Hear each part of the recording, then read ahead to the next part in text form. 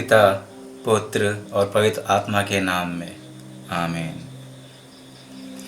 जय मसीह की सभी को। मैं आकाशदीप मरांडी और आज हम पाठ पढ़ेंगे 8 जुलाई मंगलवार का 14वां सामान्य सप्ताह, संत हेस्पेरुस और जॉय। पहला पाठ उत्पत्ति अध्याय 32 पद संख्या 23 और 33। याकूब उसी रात को उठा और अपनी 2 पत्नियों, 2 दासियों और 11 पुत्रों के साथ यब्बोक नामक नदी के उस पार गया। वह उन्हें और अपनी सारी संपत्ति नदी के उस पार ले गया और इस पार अकेले ही रह गया।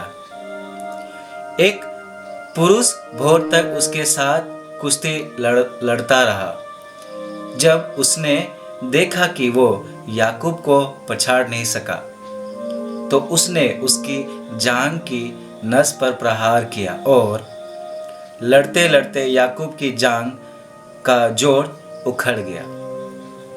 उसने कहा, मुझे जाने दो, क्योंकि भोर हो गया है। याकूब ने उत्तर दिया, जब तक तुम मुझे आशीर्वाद नहीं दोगे, तब तक मैं तुम्हें जाने नहीं दूंगा। उसने पूछा, तुम्हारा नाम क्या है? उसने उत्तर दिया, मेरा नाम याकूब है। इस पर उसने कहा, अब से तुम याकूब नहीं बल्कि इज़राइल कहलाओगे, क्योंकि तुम ईश्वर और मनुष्यों के साथ लड़कर विजयी हुए हो। तब याकूब ने पूछा, मुझे अपना नाम बता दो। उसने उत्तर दिया, तुम मेरा नाम क्यों जानना चाहते हो? और उसने वहां याकूब को आशीर्वाद दिया। याकूब ने उस स्थान का नाम पनुएल रखा, क्योंकि उसने ये कहा, ईश्वर को आमने सामने देखने पर भी मैं जीवित रह गया। जब उसने पनुएल पार किया तो सूर्य उग रहा था। उस समय से जांघ का जोड़ उखड़ जाने के कारण वो लंगड़ाता रहा।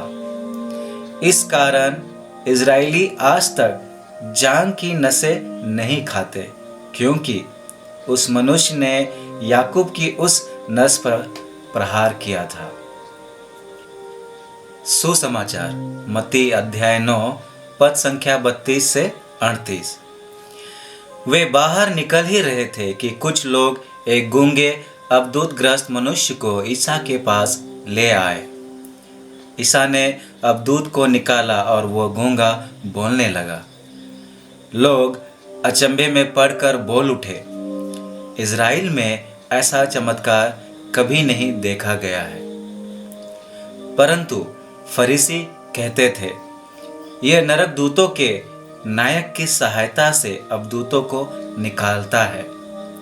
ईसा सभागृहों में शिक्षा देते, राज्य के सुसमाचार का प्रचार करते, हर तरह की बीमारी और दुर्बलता दूर करते हुए सब नगरों और गांवों में घूमते थे।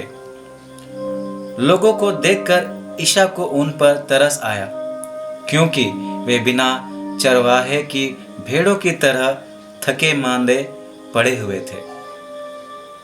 उन्होंने अपने शिष्यों से कहा, फसल तो बहुत है, परंतु मजदूर थोड़े हैं। इसलिए फसल के स्वामी से विनती करो कि वह अपनी फसल काटने के लिए मजदूरों को भेजे। चिंतन। हम जीवन के विभिन्न पहलुओं में बदलाव देखते हैं। इन बदलाव के मद्देनजर हमें भी उन्हीं के माफिक अपने आप को ढालना पड़ता है। आज के सुसमाचार में यीशु ख्रिस्त एक गूंगे अबदूतग्रस्त मनुष्य को चंगा करते हैं।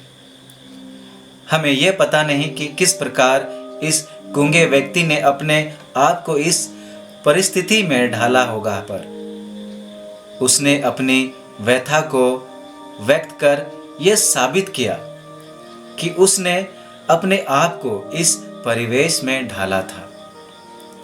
ठीक उसी प्रकार एक अनजान अदृश्य शक्ति से लड़ने के बाद याकूब लंगड़ाने लगा था और उसने इस परिस्थिति में अपने आप को ढाला था। हम सभी बीते कल के जैसा अपना जीवन व्यतीत नहीं कर सकते हैं। हमें भी ईश्वर निमंत्रण देते हैं कि हम दूसरों के जीवन में बदलाव के लिए अपनी सहभागिता दिखलाए। ईश्वर ने अपने महंती दया दिखलाने के लिए एक ऐसी जाति का चुनाव किया था जो कमजोर थी।